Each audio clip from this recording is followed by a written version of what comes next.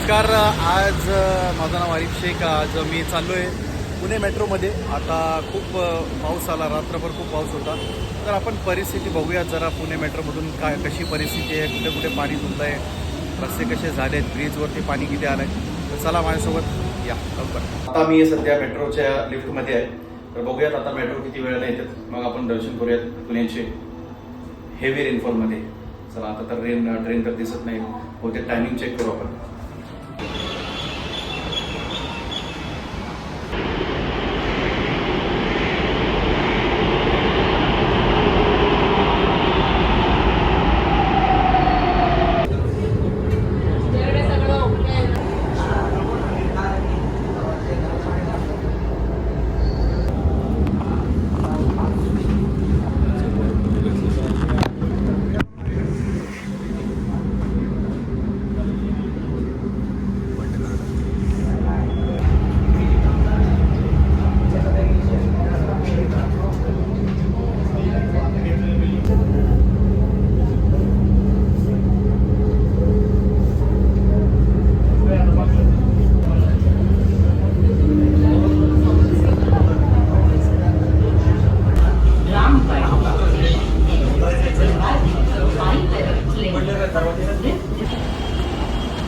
So Pune ते रामवाडी 25 रुपये ticket होता.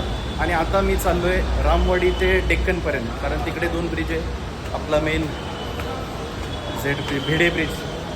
भिडे पूल जोपर्यंत तो भरला नसेल तोपर्यंत पुण्यात जास्त पाऊस नाही झाला असं म्हणताय. तर आपण बघूयात. आणि 3 रुपये डिस्काउंट भेटला. ते ताईनी म्हटलं की QR स्कॅन करा व्हॉट्सअपचा, ते तिकडं होते, त्यामुळे 3 रुपये डिस्काउंट भेटला आपल्याला, म्हणजे 22 रुपयाला पडलं. तर अफोर्डेबल आहे अँड ट्रॅफिकसाठी तर बेस्ट आहे.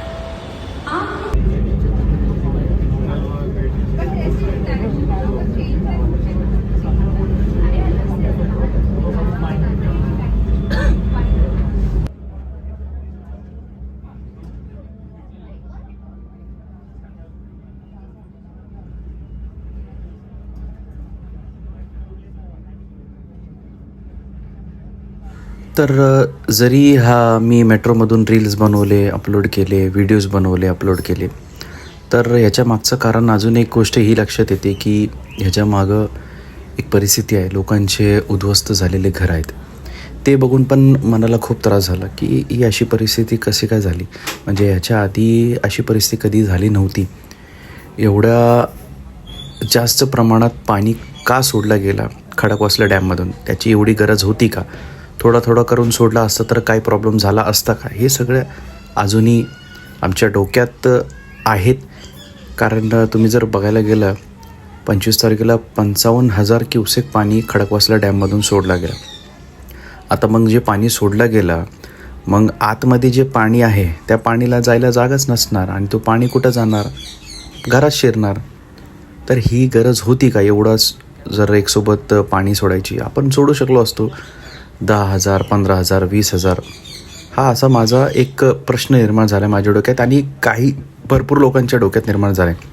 व्हिडिओ दाखवण्याचा उद्देश फक्त हे होता की लोकांना कळायला पाहिजे की पाणी केवढं आहे आणि एवढे घर उद्ध्वस्त झाले, केवढे लोकांचे म्हणजे त्यांना शिफ्ट करावं लागलं, त्यांना जेवणाची व्यवस्था करावी लागली. तर कशाला? ते का डिझर्व करतात काही सगळं? आणि पुन्हा अशी गोष्ट घडू नये ह्यासाठी काही प्रकल्प आहे का, काही प्लॅनिंग आहेत का? हे एक प्रश्न निर्माण झालेला आहे एक पुणेकरच्या मनात. आता बघूयात प्रशासन काय करतो. कारण आपलं प्रशासन आपल्याला माहितीच आहे की पावसाळ्याच्या आधी पण अल्टिमेटम दिलं तरी काही कामं होत नाही लवकर. स्वतः माझ्या घराचा जर मी विषय सांगितलं, माझ्या स्वतःच्या घरात पण पाणी येतं. त्याच्या 3 महिने अगोदर मी प्रयत्न करतो की बाबा जे चेंबरमध्ये गाळ आहे, एक गोष्ट हे पण आहे की आपण पण चुकी करतो. जे कचरा आपण टाकतो ते तर लोकांचा विषय सोडून टाका, ते तर कधी ऐकणार नाही. ठीक आहे, महानगरपालिका आहे आपली, त्यांना जर आपण अल्टिमेटम देऊनही जर लवकर काम होत नसेल तर गाळ काढायचं काम आहे. गाळ काढलं तर साधारणतः पाण्या जायला जागा नसणार. पाणी जायला जर जागा असली तर पाणी नीट जाईल. 2 प्रश्न. एक तर तुम्ही गाळ नीट म्हणजे पावसाच्या आधी तुम्ही गाळ क्लीन करा.